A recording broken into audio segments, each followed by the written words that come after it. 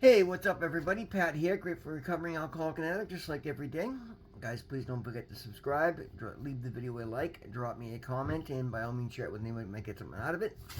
Guys, we're going to get right into the reading today. It's just if you're in the Boston area, it is one wet, raw day.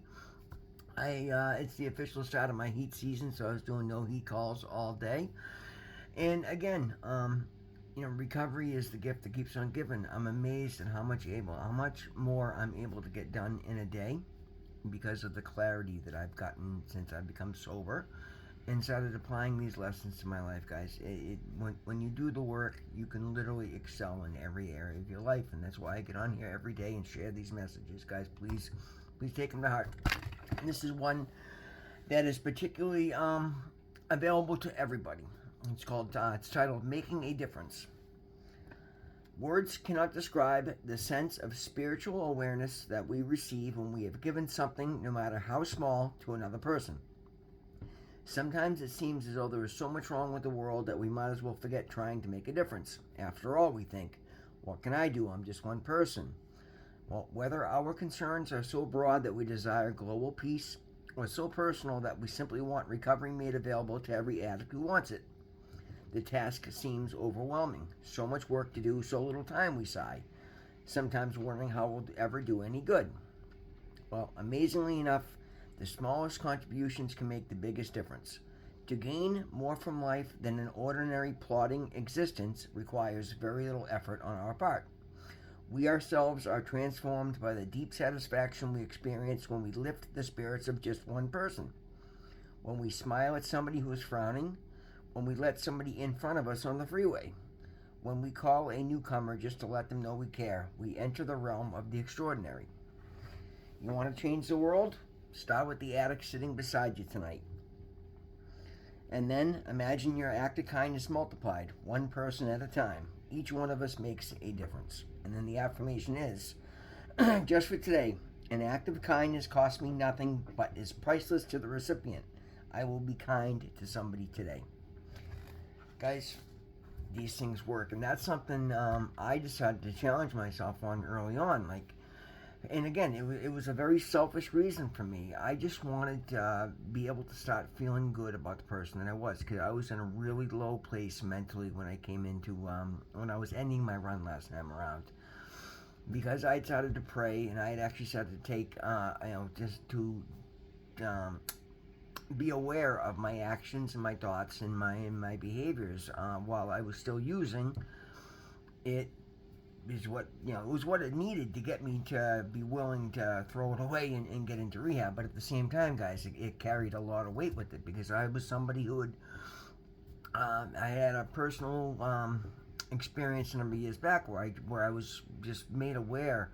I was dealing with somebody who had been through a lot and just had been abused a lot, and I was there and we were together, and she would come out attacking all the time, and it got to the point where it pulled me out of myself, because she was drinking, and she would get blackout drunk and just like come out of left field, guys. I literally, and I'm not making justifications, but like I once brought her to work to protect her from starting a fight with somebody because she was blackout drunk, and she called the police and said I kidnapped her. Like, it was extraordinary, right? It was a ridiculous set of circumstances. And again, not her fault. She was, had no control. It was the alcoholism. But at the end of that period of time, I started to see the amount of damage that we do with our words. So even though I was still running amok and my life was an absolute mess, I made a conscious effort to not do harm to others through my words. In other words, not to lash out because I was feeling bad about myself, and I realized that's what I was doing, and I didn't like it, and so I made a conscious effort to do that. And because I had focus on that, and I had started to pray, I started to really see the misery that I was causing, and I wanted to. When I made the determination to get clean and sober, I wanted to make amends. I wanted to make my actions be something that I could be proud of. So I started focusing on these things. And again, I've told this story so many times in this video. It's something that has made a huge difference because this is where my focus goes. I hope these stories kind of help you explain what I mean by alignment with a higher power and how you get your answers.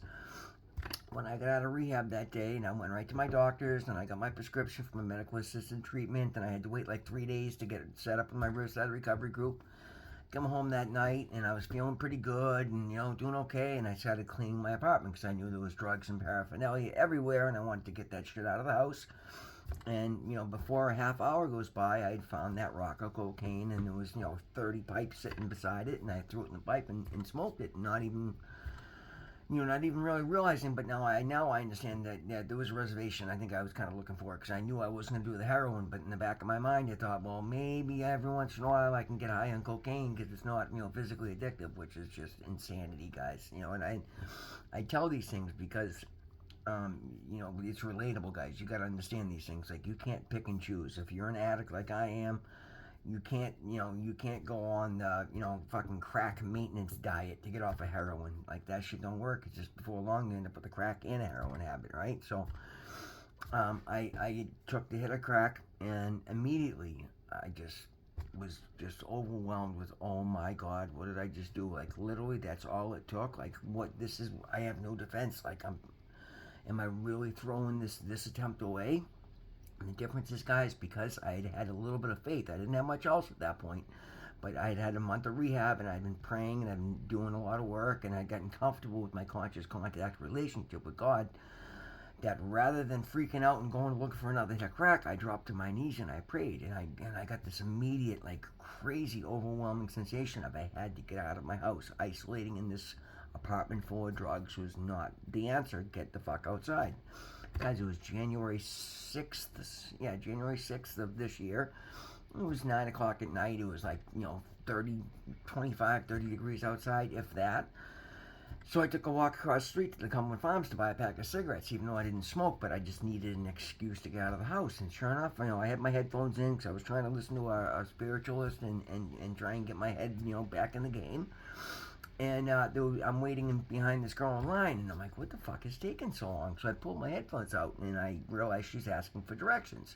The kid behind the counter didn't have a phone on him, and he had no idea what she was talking about. And I'm like, excuse me, tell me, explain what you're looking for. And I pulled my phone out, and I, pulled it up on Google Maps, and I figured out the name of the road she was looking for. And she's like, oh my God, thank you so much. She's like, oh, do you have a cigarette? I'm like, actually, I'm buying it back. So I walked out, and I gave her a couple of cigarettes, and I realized that she was walking in the street that I'd looked up for. It was like, I don't know, 2 miles, or maybe not 2 miles, but it was, a serious walk at, 9:30 at night in 30-degree weather, and she was the one dressed. So I'm like, what are you doing? You walking there? And she's like, yeah. I'm like, well, I got a truck across the street. Do you want to ride? She's like, oh my God, if you wouldn't mind, yeah. So as we walked across the street, and we got in the truck, I'm like, you know what? I had my headphones, and I missed your whole story. I'm like, do you mind explaining to me what it is you've got going on? Like, where are you going? Because she just didn't seem like that was the end of her, her issues. It was just the start. Is basically what I was getting from it. And she explained to me that she had parked her car a couple streets up the road, and she'd locked her keys in it, and she didn't know anybody in the area. I don't know what her deal was, guys. I didn't really get into her business. But that she had a client over across town, and she was going to go hoping that maybe they had AAA and they could, get her car unlocked for her. And I'm like, well, you know what? I'm like, I might have AAA, because I knew I had it before I gone to rehab. But again, I was inactive. Actually, I wasn't certainly keeping up with subscriptions and paying bills, so I didn't know if it was still active or not. And she's like, oh my God, I'd be so appreciative. And I'm like, well, let me check. And I checked, and sure enough, my AAA was no longer active. But I'm like, you know what? I've been a master mechanic for like 30 years. I'm like, what kind of car do you have? And she's like, oh my God, it's a Subaru with no window frames, and that's like the easiest cars to break into. And as soon as she said it, I'm like, oh, I'll get into your car in a second. She's like, oh my God, say no more. And I literally even told her, like, you're doing me a bigger favor than I'm doing you. And she looked at me like, how is that possible? And guys, I laid it right out. I'm like, well, I'm a recovering addict. I just got out of rehab about 8 hours ago, and I just had a little minor relapse, and I need to get my head out of my ass, basically. And her brother was a cocaine addict. She totally understood, and we had a nice talk about that. I made a couple of unlocked tools because I didn't have anything available at the time, but I knew it was going to take, so I made the tools that I needed, and I drove her to her car, and boom. And guys, literally, no exaggeration, like I started to time it, under 5 seconds I had her in her car. And she's blown away. She's like, "Oh my God, you're an angel! I can't believe I bumped into you of all the people in this world." And I'm like, "No, I'm like, honestly, you're doing me a bigger favor than you got my head out of what I needed. I needed a distraction, and now I feel good about myself because I was feeling incredibly shitty about myself a minute ago." And as she drove away, I sat in my truck and I kind of thought about that. And the biggest thing, guys, at that point in my life, I was starting to see that every single thing holds significance, particularly when you're in a moment of crisis and you're in prayer. Every action is a choice, and every action is a test, and every opportunity determines where you go from there. So I was I was literally scrutinizing every little thing that I did because I needed to figure out what I was doing wrong and stop it. Like it was make or break time, guys. It was super important, and literally I was looking for the lesson in every single action, every single conversation, every interaction I had with anybody, right? And because of that, guys, that's how I started to change my life. So as I drove away, I realized what a gift that was from God. I said, okay, well, what do I take from this situation? Well, doing drugs make me feel like shit, and I want to, I was literally ready to crawl up in a ball and cry, thinking I was hopeless. Being of service to somebody, getting out of myself and helping somebody else took all that away from me. Okay, well, let's think about that. What have I been thinking about? Well, I've been talking about in rehab. I had the idea to do the YouTube channel, but I'm terrified of it. Okay, well, are we going to let fear hold us back, or are we going to step into this new world with a little bit of confidence and just do something? The next day, I posted my first video, guys. The next morning, I reached out to a neighbor of mine that I knew was in the recovery program, and I asked him where a good meeting was, and that's now the meeting that I'm the chair of. Like, everything, guys, and like everything that started making differences in my world were because I was scrutinizing my actions and trying to not put myself first by the end result, but understanding that good feelings come from helping others. Like when I sit and wallow in my own cesspool of rewards that I'd received, right, or situations that I created, I was miserable and I was hopeless and I was in despair and I was powerless. But when I started aligning myself with God and then taking the leap of action on the intuitive ideas that He gives me, good things happen. And I started to find answers. So I made that literally that first month out of rehab. That's what I did, and I had a lot of really uncomfortable conversations. And I'd explain a lot of actions to a lot of people because everybody that knew me was like, "What are you talking about? What are you doing?" And it was not, not in a bad way, unless they were somebody that was, used to using me and using my strengths for their advantage and putting me down and trying to keep me under their control, which a lot of people were, because and again, I can't blame them for that. I'd made myself readily available to do that with so many people, but I started to see that it was changing.